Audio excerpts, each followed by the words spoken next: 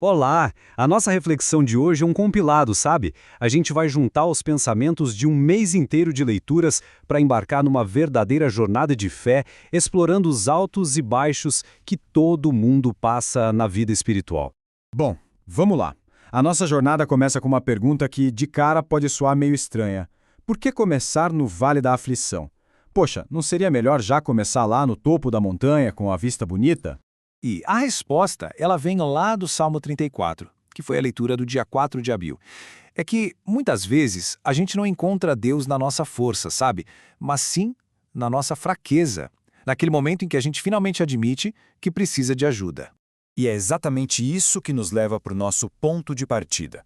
Um olhar bem sincero sobre a nossa própria condição, a condição humana.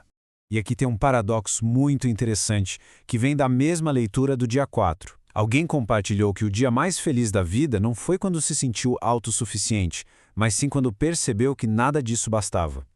Esse é um ponto de virada crucial. E para reforçar essa ideia de que a gente é falível, a leitura do dia 9 de abril nos lembra dessa verdade lá de Jeremias.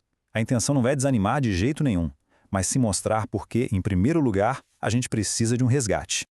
Então, a partir desse reconhecimento da nossa condição, a história toda avança para o seu momento mais importante, a cruz e a ressurreição. E aqui, a leitura do 1º de abril nos faz uma pergunta que mexe com a gente. Que glória pode existir na cruz? Um símbolo de execução, de vergonha, como que pode ter glória nisso? E aqui a gente vê o paradoxo de forma bem clara. De um lado, a cruz era um instrumento de tortura.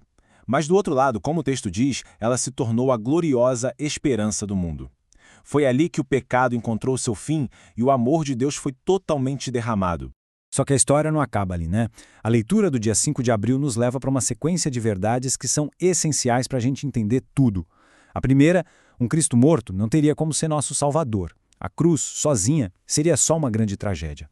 E aí, a tensão aumenta, com a afirmação de que um túmulo selado, fechado, nunca poderia abrir a porta para o céu. Uma história que termina num túmulo é uma história sem nenhuma esperança. E então, vem o clímax, a declaração do dia 7 de abril, as palavras que, sinceramente, mudam absolutamente tudo. Ele não está aqui, mas ressuscitou. É a vitória final sobre a morte. E essa vitória nos leva direto para a próxima parte da nossa jornada, uma nova esperança. O que exatamente essa vitória significa para nós, hoje em dia.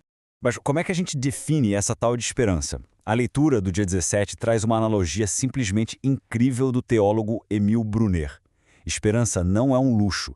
É tão essencial para a vida quanto o oxigênio que a gente respira. Tá, então na prática, o que a ressurreição nos dá? A mesma reflexão do dia 17 detalha isso pra gente. Uma esperança viva, o perdão, a promessa de um futuro e, o que é fundamental, a alegria, paz e segurança no meio de uma era que parece tão desesperadora. E essa ideia de perdão é ilustrada de um jeito lindo no dia 28 de abril. É como se a gente tivesse uma dívida impagável e a nota promissória fosse queimada na nossa frente. Deus nos convidou para a festa do Evangelho e consumiu toda a nossa culpa. Com essa nova esperança já estabelecida, a pergunta muda, né? Como é que a gente vive isso no dia a dia? E aí a gente entra na próxima parte, a caminhada diária, que é sobreviver essa nova realidade. A leitura do dia 19 de abril nos dá uns passos bem práticos sobre o que significa andar no Espírito. E olha, não é uma coisa passiva não, é um exercício, um movimento constante, um progresso sempre numa direção. É viver confiando e dependendo de Deus, não só dos nossos próprios recursos, sabe? E essa vida nova não é só um sentimento que fica dentro da gente. A leitura do dia 21 de abril lembra que ela tem que aparecer em ações.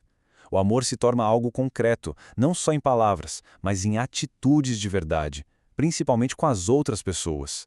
Mas viver essa realidade no mundo de hoje tem seus desafios. A reflexão do dia 22 faz uma observação que, nossa, é muito real para os nossos tempos. De que provavelmente os historiadores vão olhar para trás e chamar nossa época de a Era da Ansiedade. Isso, claro, levanta uma pergunta super importante para a gente hoje. No meio de uma era de tanta ansiedade, onde é que a gente pode encontrar consolo de verdade? Onde está o verdadeiro conforto? E a nossa jornada de reflexões termina com essa promessa, que vem lá da leitura do dia 23 de abril.